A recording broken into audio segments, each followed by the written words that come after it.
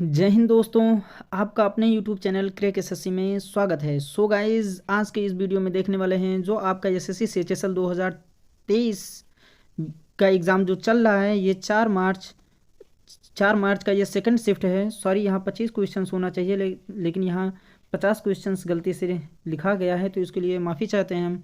तो 4 मार्च second shift का ये 25 क्वेश्चंस आप लोगों के हैं। जो भी क्वेश्चंस मिल पाए हैं वो हम क्वेश्चंस इस वीडियो में डिस्कस करने वाले हैं।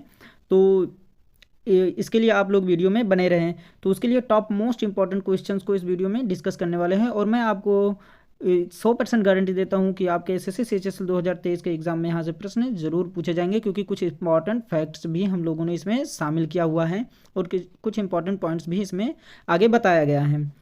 तो वीडियो को लास्ट तक जरूर देखिएगा। आप सभी से रिक्वेस्ट करता हूं कि अभी तक आपने मेरे चैनल को सब्सक्राइब नहीं किया है तो एसएससी CHSL का डेली एग्जाम ओरिएंटेड वीडियो पाने के लिए क्रैक एसएससी चैनल को सब्सक्राइब ज़रूर कर लीजिएगा। तो चलिए चलते हैं वीडियो की तरफ।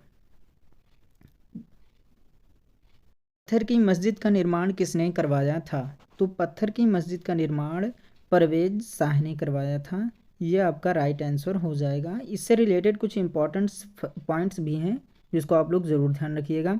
कह रहा है कि स्थापना पत्थर की मस्जिद का स्थापना कब हुआ था? 1621 ईस्वी में हुआ था। और स्थान कहाँ पर है? ये पत्थर की मस्जिद कहाँ पर है? ये पटना बिहार में है। तो आप लोग ध्यान इसको भी रखिएगा और इस इंपॉर्टेंट पॉइंट्स को भी ध्यान रखिएगा, और आगे कुछ फैक्ट्स हैं उनको भी ध्यान रखिएगा। कुछ इससे रिलेटेड कुछ क्वेश्चंस हैं, जैसे खिड़की मस्जिद जो दिल्ली में स्थित है उसको गयासुद्दीन तुगलक ने बनवाया था। इस पॉइंट को भी आप लोग जरूर ध्यान रखिएगा, हो सकता है अगले की शिफ्ट में पूछा जा सके। आगे कह रहा है कि शेर शाह मस्जिद ये पटना में है। इसको किसने बनवाया था? परवेज शाह ने बनवाया था। मक्का मस्जिद ये कहाँ है स्थित? हैदराबाद में है, और इसको किसने बनवाया था? कुली कुतुब शाह ने बनवाया था। तो इस पॉइंट को भी आप लोग जरूर ध्यान रखिएगा। आगे कह रहा है कि ये मोती मस्जिद आगरा फोर्ट में है, और इसको किसने बनवाया था? शाहजहां ने बनवाया था। और एक है जामा मस्जिद जो वो भी आगरा में ही स्थित है, उसको भी शाहजहां ही ने बनवाया था। और एक और है जामा मस्जिद जो दिल्ली में है, उसको भी शाहजहां ने ही बनवाया था। और पत्थर मस्जिद जो है, ये देखिए, वो क्वेश्चन जो पूछा था वो पत्थर की मस्जिद पूछा था, जो पूरा का पूरा पत्थर से ही बना हुआ था। लेकिन एक और है कि पत्थर मस्जिद, तो पत्थर मस्जिद ये कहाँ स्थित है? जम्मू कश्मीर में स्थित है, और उसको किसने बनवाया था? नूरजहां ने बनवाया था। तो इन सभी पॉइंट्स को आप लोग जरूर ध्यान रखिएगा, ये बहुत इंपॉर्टेंट है, आगे की शिफ्टों में पूछे जा सकते हैं। आगे कह रहा है गोदावरी की सहायक नदी कौन सी है? तो गोदावरी की सहायक नदी कौन है? पेन गंगा है। कौन सी है?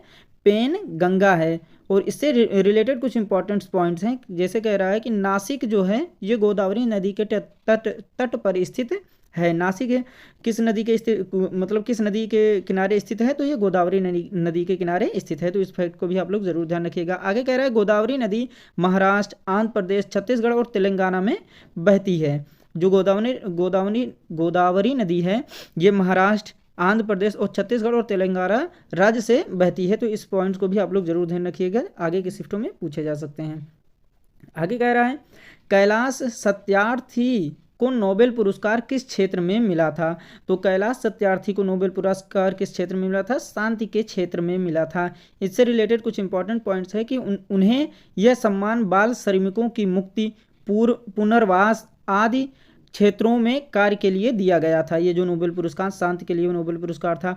और इनके साथ एक और जन थे, उनको भी 2014 में ये सम्मान मिला हुआ था, पुरस्कार मिला हुआ था। वो कौन थे? 2014 में मलाला यूसुफजई के साथ बच्चों और युवाओं के दमन के खिलाफ उनके संघर्ष और सभी बच्चों के शिक्षा के अधिकार के लिए नोबेल पुरस्कार से सम्मानित किया गया था। तो ये फैक्ट आप लोग ज़रूर ध्यान रखिएगा, आगे की शिफ्ट में पूछे जा सकते हैं।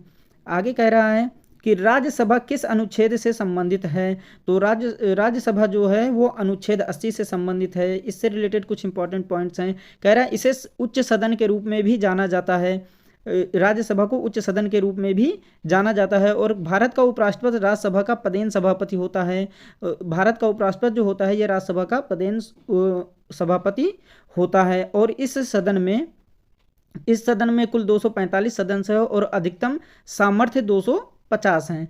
तो इससे रिलेटेड भी क्वेश्चंस पूछे जा सकते हैं। वैसे जल जो के नीचे होता है उन्हें क्या कहते हैं, उसे क्या कहते हैं, उसे हम कहते हैं भूजल। क्या कहते हैं?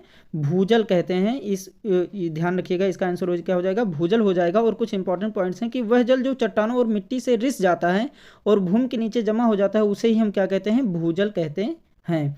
आगे कह रहा है कि कौन से केंद्र शासित प्रदेश के नाम पर किसी सागर का नाम है?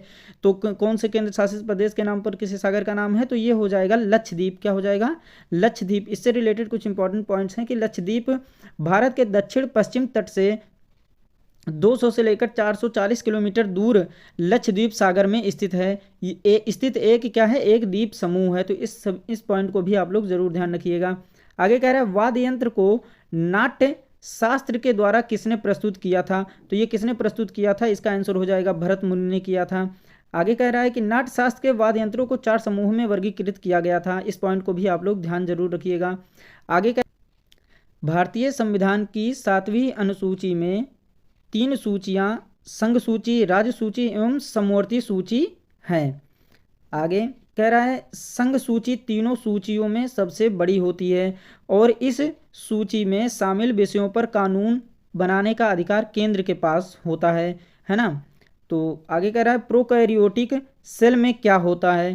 तो इस प्रकार की कोशिकाओं में केंद्रक कला नहीं होती हैं। ऐसी कोशिकाओं में पूर्ण रूप से विकसित कोशिकांगों का अभाव होता है। प्रोकैरियोटिक कोशिकाएं नीले हरे शैवालों प्रोकैरियोटिक कोशिकाएं नीले हरे शैवालों, माइकोप्लाज्मा और जीवाणुओं में पाई जाती हैं। तो इस फैक्ट को भी आप लोग जरूर ध्यान रखिएगा। अगर वीडियो पसंद आए तो एक लाइक ज़रूर कीजिएगा। धन्यवाद।